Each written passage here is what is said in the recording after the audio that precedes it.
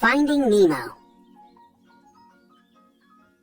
At the edge of the Great Barrier Reef, two clownfish were admiring their new home, and they had moved in just in time, too. Coral and Marlin were going to be parents soon. All around them, families of colorful fish darted from one coral to the next. The neighborhood was great, but it was far from perfect. Dangerous fish lived nearby. Outside their home, Coral spotted a hungry barracuda looking at her eggs. She quickly swam to save them. "No!" Marlin cried, dashing to stop her. But it was too late. In the blink of an eye, the barracuda got what it came for. And Coral, too. Only one injured egg was left of Marlin's family. With a heavy heart, Marlin held the egg in his fins and said, "I promise, I will never let anything happen to you, Nemo." Soon, Nemo was ready for his first day of school, but Marlin was not. He didn't want to let Nemo out of his sight. "What's one thing we have to remember about the ocean?" Marlin asked Nemo. "It's not safe," Nemo replied. He had heard this question a million times. So when Marlin learned that the class was swimming to the drop-off, he panicked and went to find his son. He did not want Nemo near the open water. At the drop-off, Marlin saw Nemo and his friends playing a dangerous game. They were seeing who could swim closest to a boat in the open water. "Nemo, no!" Marlin cried. "You think you can do these things, but you just can't, Nemo." Nemo was embarrassed. "I hate you," he said. He swam out to the boat and touched it with his fin. Just as Nemo began to swim back, a diver appeared behind him and trapped him inside a net. "Dad, help me!" Nemo cried. He couldn't escape. The diver took Nemo back to the boat and sped off, accidentally knocking his scuba mask overboard. Marlin swam after the boat as quickly as he could, but he wasn't fast enough. Marlin lost sight of the boat and his son.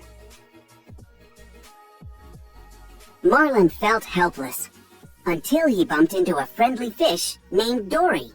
She had seen where the boat went, but Dory didn't have the greatest memory in the sea. "I forget things almost instantly," she explained. "It runs in my family. Or at least I think it does." Marlin turned to swim away, but he bumped into a shark named Bruce.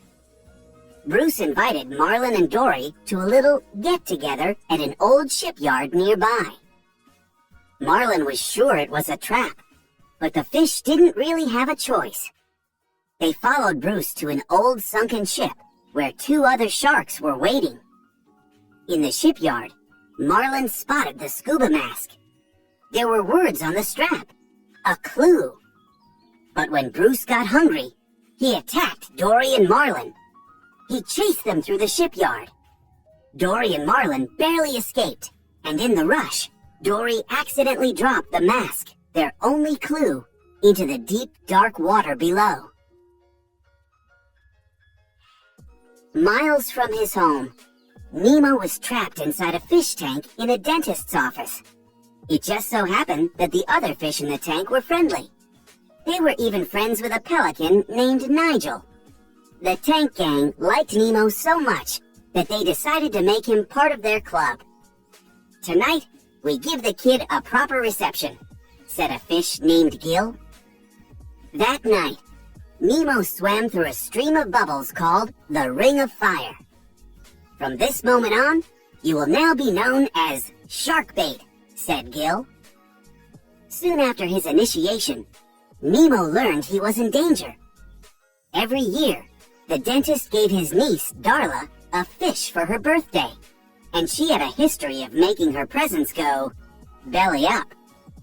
This year, Nemo would be her gift. "We can't send him off to his death," Gil said. He had a plan. Deep in the ocean, Marlin and Dory swam into a dark canyon after the mask. When they reached the bottom, a faint light appeared. As the two friends got closer to the light, a scary fish with long, sharp teeth appeared. They swam away as fast as they could, but Dory spotted the mask. "Read it," Marlin cried, trying to distract the fish. "P. Sherman," she said, slowly making out the words. 42 Wallaby Way, Sydney. They finally knew where Nemo was. As Marlin and Dory swam toward Sydney, they bumped into a jellyfish. "Come here, little squishy," said Dory, but then it stung her. Suddenly, a forest of jellyfish appeared. Marlin knew they were in danger. To get through the jellyfish safely, Marlin suggested a friendly race. In a flash, they were zipping through the jellyfish and dodging deadly tentacles to reach the finish. But both fish got hurt. As Marlin's eyes began to close, he saw a giant sea turtle in the distance. Then, everything went black. Back in the dentist's office, Gil explained Nemo's role in his escape plan. "What we need you to do is take a pebble inside and jam the gears." The dentist would have to take the fish out of the tank to clean the dirty water. Once outside the tank, they would make their escape to the ocean. Gil's plan was working until the blades started spinning again, with Nemo stuck inside. He was being sucked back toward the blades. The tank gang managed to rescue him, but everyone agreed it was not safe to try Gil's escape plan again. When Marlin and Dory woke up, they learned that a family of giant sea turtles had saved them. Marlin told a sea turtle named Crush that he was searching the entire ocean for his son, Nemo. Crush's son, Squirt, was impressed. "You rock, dude," said Squirt. After the sea turtles dropped off Marlin and Dory outside Sydney, word of their bravery spread fast. From turtle to fish to lobster to dolphin. Soon the news spread all the way to Sydney, where Nigel the pelican heard it. Nigel couldn't wait to share the news with Nemo. "Your dad's been fighting the entire ocean looking for you," he said excitedly. Nemo was inspired by his father's bravery. He was ready to attempt Gil's escape plan again and get back home. Taking a pebble from the bottom of the tank, he swam into the filter. And this time, Nemo jammed the blades and safely made it out of the filter. "We have less than 48 hours before Darla gets here," Gil reminded them. With the jammed filter, it was time to make the tank absolutely filthy. "Be as gross as possible," he said. And they did just that. The tank was dirty in no time. Outside Sydney, Marlin was beginning to think they were lost. "I have definitely seen this floating speck before," he said. In the distance, a huge whale was swimming toward them. "Can you give us directions?" Dory asked in her best whale voice. When the whale didn't answer, she wasn't so sure it was friendly. Then, with little warning, the whale sucked them into its mouth. Marlin began to panic. He just knew the whale was going to eat them. He would never find his son now. "I promised him I'd never let anything happen to him," he said sadly. "You can't never let anything happen to him," Dory replied. "Then nothing would ever happen to him." To their surprise, the whale dropped them off in Sydney. The next day, the tank gang woke up to a clean tank. The dentist had installed an Aquascum 2003, the best filter around. He scooped up Nemo and placed him in a plastic bag for Darla's birthday present. Nemo remembered something Gil once said: "All drains lead to the ocean." If Nemo pretended to be dead, the dentist would send him down the drain. He would be back home in the ocean in no time. That same morning, Nigel finally met Marlin and Dory. "I gotta find my son, Nemo," Marlin told the pelican. "I can take you to your son," Nigel said. Marlin and Dory hopped inside the pelican's mouth and flew straight to the dentist's office. Darla had just arrived. She was ready for a teeth cleaning and for her birthday present. "Yay! Fishy, fishy, fishy!" she cheered. Suddenly, Nigel, Marlin, and Dory stormed into the office through a window. "Hey, I found his dad!" Nigel cried. But Marlin saw Nemo in the plastic bag, belly up. "Nemo!" he gasped. They were too late, he thought. Nigel took them back to the harbor. Darla noticed Nemo was belly up as well.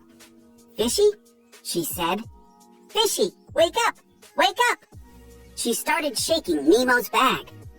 Gil knew he had to do something. "Ring of fire!" he cried. The tank gang turned on the stream of bubbles, blasting Gil out of the tank and onto Darla's head.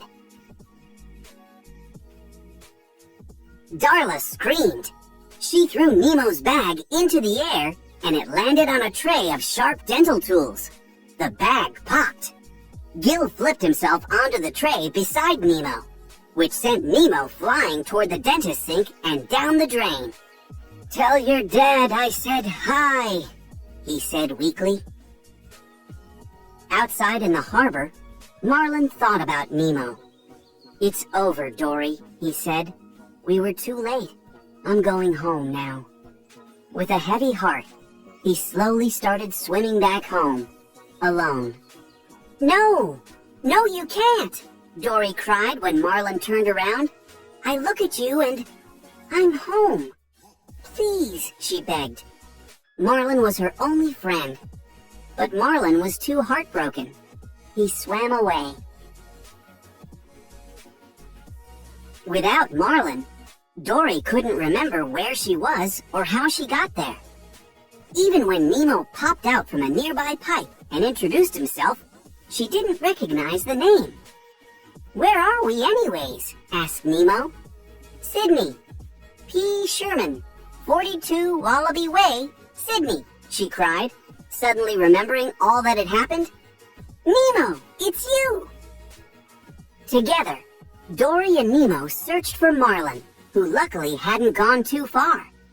But as Marlin swam toward his son, a huge net surrounded Dory and some other fish. Nemo knew how to save them.